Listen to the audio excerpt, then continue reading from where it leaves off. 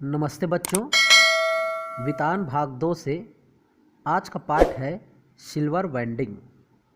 पाठ के लेखक हैं आधुनिक हिंदी साहित्य के श्रेष्ठ गद्यकार, उपन्यासकार, व्यंग्यकार, पत्रकार, दूरदर्शन के धारावाहिक लेखक, जनवादी विचारक, फिल्म पटकथा लेखक, उच्च कोटि के संपादक, स्तंभ लेखक श्री मनोहर श्याम जोशी जी।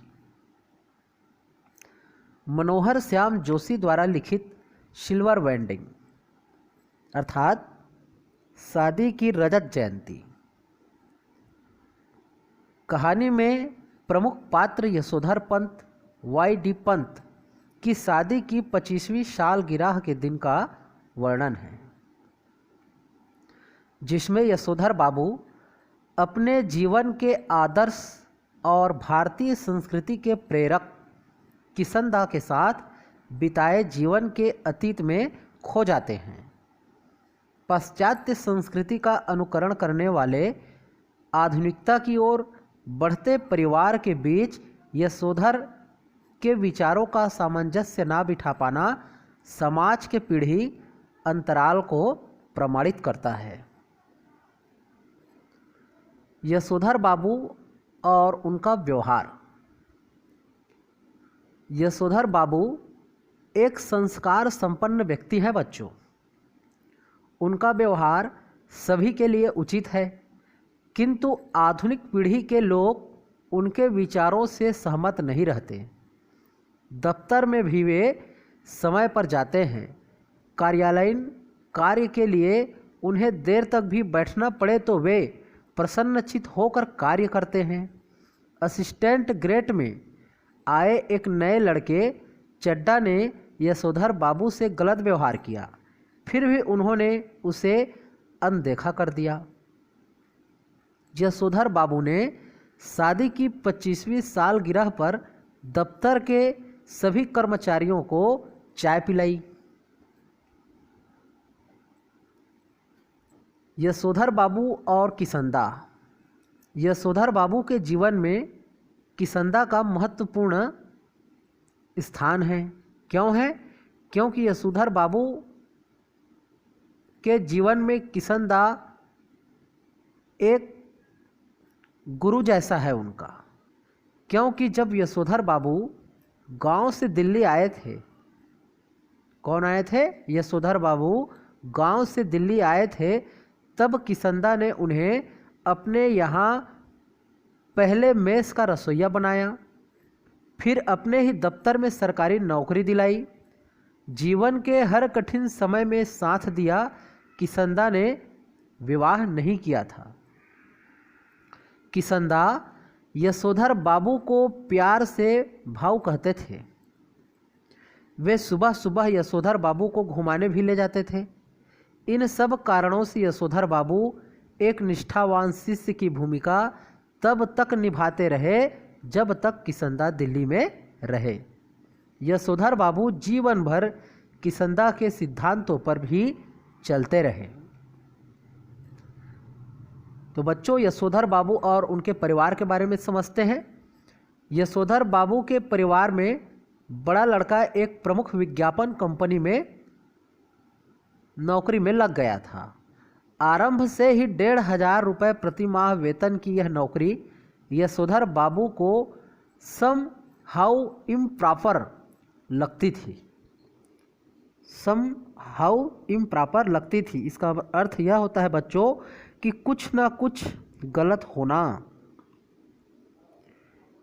इसका प्रयोग इसलिए करते हैं क्योंकि वे आजकल के नए विचारों के पक्ष में नहीं हैं। कौन करते हैं? यशोधर बाबू। क्योंकि वो कौन है? सिद्धांतवादी विचारधारा के व्यक्ति हैं। तो इस प्रकार दूसरा बेटा IAS की परीक्षा की तैयारी कर रहा था। तीसरा बेटा स्कॉलरशिप लेकर अमेरिका चला गया और एकमात्र बेटी विवाह के प्रस्ताव अस्वीकार कर डॉक्टरी की शिक्षा के लिए अमेरिका जाने की धमकी देती थी। यशोधर बाबू बच्चों की तरक्की से खुश तो थे, किंतु आधुनिक विचारों के बच्चों के साथ सामंजस्य नहीं बिठा पा रहे थे। यशोधर बाबू की पत्नी संस्कारों से आधुनिक ना होकर भी बच्चों की वजह से मॉडर्न हो गई थी। यशोधर बाबू कभी कभी मन में स्वीकार करते थे कि उनके बीवी बच्चे उनसे अधिक सुलझे हुए हैं। डीए फ्लैट के लिए पैसे जमा ना करके उन्होंने भूल की, किंतु सम हाउ इम्प्रॉपर यशोधर बाबू को किसंदा की बातें सही ही लगती थी। मूर्ख लोग मकान बनाते हैं, सयाने उसमें रहते हैं। जब तक सरकारी नौकरी है तब तक सरकारी क्वार्टर, रिटायर होने पर गांव का पुश्तैनी घर। उस दिन मंदिर में प्रवचन सुनने में मन नहीं लगा। प्रवचन में जनार्दन शब्द सुनते ही उन्हें अपने जीजा जनार्दन जोशी का स्मरण हो आता है। यशोधर बाबू प्रवचन में हैं और उनका प्रवचन सुनने में आज मन नहीं लगा, और प्रवचन में जनार्दन शब्द सुना तो उनको अपने जीजा जी का याद आ जाता है, जो कि उनका भी नाम है। और जो बीमार हैं, यशोधर बाबू अपनी बहन की आर्थिक मदद करना चाहते थे। बच्चों से भी ऐसी मदद की उम्मीद रखते थे, किंतु कमाऊ बेटों ने इनकार कर दिया। यशोधर बाबू की पत्नी का कहना है कि उन्होंने बचपन में कुछ नहीं देखा। यशोधर बाबू की पत्नी का कहना है कि उन्होंने बचपन में कुछ नहीं देखा। विधवा बुआ ने यशोधर का पालन पोषण किया। मैट्रिक पढ़कर जब नौकरी की तलाश में दिल्ली आए तब से ही किसंदा के पद चिन्हों पर चलने लगे। यशोधर बाबू चाहते थे कि उनके बच्चे उनका आदर करें और हर बात में उनसे सलाह लें, किंतु आधुनिक विचारधारा के बच्चों को नागवार लगा, क्योंकि जो बात यशोधर बाबू नहीं जानते वह उनसे क्यों पूछे। उनका बेटा अपना वेतन यशोधर बाबू के हाथ में नहीं रखा, यह उन्हें सम हाउ इम्प्रॉपर लगा, मतलब कुछ ना कुछ गलत होना जैसा लगा। बेटा अपने वेतन से घर को भौतिक सुख सुविधा, टीवी, फ्रिज इत्यादि चीज़ों में जो है घर को संवारने लगे। अब वह ना केवल सामानों पर बल्कि उस क्वार्टर पर भी अपना हक जताने लगा। यशोधर बाबू की सिल्वर वेंडिंग। सब्जी का झोला लेकर यशोधर बाबू टूटी फूटी सड़कों से होते हुए अपने घर के निकट पहुंचते ही अचंभित हो जाते हैं। वाई.डी. पंत की तख्ती नेम प्लेट पर लगी हुई है, उसके बावजूद भी उन्हें लगता है कि वे किसी गलत घर पर पहुंच गए हैं। क्वार्टर के बाहर कार, मोटर साइकिल, स्कूटर खड़ी थी। कुछ लोगों को विदा करते हुए उनकी बेटी और उनकी पत्नी बरामदे में खड़े थे। पत्नी के होठों की लाली और खिजाब तथा बेटी की जो है पतलून सेंडो वाली ड्रेस सम हाउस इम्प्रॉपर लगी। आधुनिक किस्म के अजनबी लोगों की भीड़ देखकर यशोधर बाबू ने किसी तरह क्वार्टर में कदम रखने का साहस किया। अंदर पार्टी चल रही थी। उनके बच्चों के मित्र व रिश्तेदार जमा हुए थे। तभी बड़े बेटे ने झिझक कर कहा, बब्बा आप भी हद करते हैं। सिल्वर वेंडिंग के दिन 8:30 बजे घर पहुंचे हैं। अभी तक मेरे बॉस आपकी राह देख रहे थे।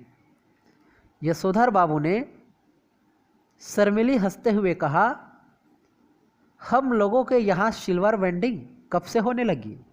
यशोधर बाबू के भांजे ने कहा, जब से आपका बेटा 1,500 रुपये महीना कमाने लगा है तब से। पुत्र भूषण ने अपने मित्रों एवं सहयोगियों से परिचय कराना शुरू किया। उनकी बेटी उनकी many happy return of the day का थैंक यू कहकर जवाब देते हुए Y D Pant home ministry Bhushan father कहकर स्वयं हाथ मिलाकर यह जताने की कोशिश करते कि वे भले ही संस्कारों कुमाऊनी ब्राह्मण हैं पर विलायती रीति रिवाजों से भी भली भांति परिचित हैं। बच्चों ने केक काटने का जब आग्रह किया तब यशोधर बाबू केक के सामने खड़े होकर कहने लगे, somehow improper, I don't like this. किसी तरह से केक तो काट दिया किंतु केक खाने से मना कर दिया। बोले, मैं केक नहीं खाता, इसमें अंडा पड़ा होता है। भूषण के मित्र ने जब उन्हें लड्डू खिलाने का प्रयास किया तो वे राजी नहीं हुए और कहा कि मैंने अभी तक संध्या पूजन नहीं किया है। ऐसा कहते हुए वहाँ से हट गए। शाम की 15 मिनट की पूजा को उन्होंने लगभग 25 मिनट तक खींचा ताकि मेहमान चले जाए। आज ध्यान लगाने पर उन्हें किसनदा दिखाई पड़े। यशोधर बाबू ध्यान में ही किसनदा से पूछ रहे थे, जो हुआ होगा से आप कैसे मर गए? किसनदा कह रहे थे, भाऊ सभी लोग इसी जो हुआ होगा से ही मरते हैं। मेहमानों के जाने के बाद सुनकर वे लाल गमछे में ही बैठक में चले गए। यह बच्चों को बिल्कुल ही पसंद नहीं आया। यशोधर बाबू की दृष्टि मेज पर रखे कुछ पैकेट्स पर पड़ी। यह कौन भूले जा रहा है? बच्चों ने कहा, यह आपके लिए है। भूषण सबसे बड़ा पैकेट खोलते हुए बोला, इसे आप ले लीजिए, यह मैं आपके लिए लाया हूँ। उन्हीं ड्रेसिंग गाउन है। आप अब फटा पुलोवर पहनकर ना जाएं। दूध लेने अब इसे पहनकर जाया कीजिए। बेटे की यह बात उन्हें चुभ गई।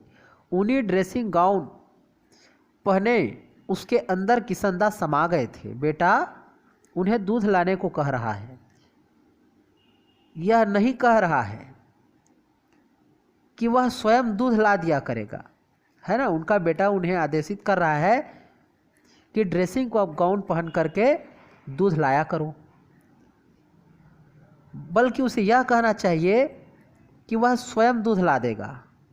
उनके बेटे को, है ना भाई, कि स्वयं कहना चाहिए कि अब से मैं दूध ला दिया करूंगा। लेकिन वो ऐसा ना कहकर क्या कह रहा है कि आप इसे ही पहन करके दूध लाया कीजिएगा। इस बात से उनकी आंखें भीग आई।